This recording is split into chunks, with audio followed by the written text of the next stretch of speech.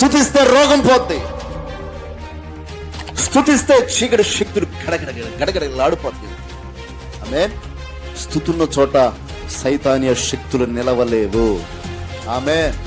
చెప్పు హల్లెలూయా. సంవత్సరం స్తుతించడం ఆరంభించు. ఆమేన్. చెప్పు గట్టిగా. అప్పుడే నీ జీవితంలో గొప్ప కార్యాలు జరుగుతాయి. ఆమేన్, ఆమేన్. స్తుతించిన వారి ఎక్కడ తలదించుకోరు. స్తుతించేవారు తలెత్తుకునే ఉంటారు.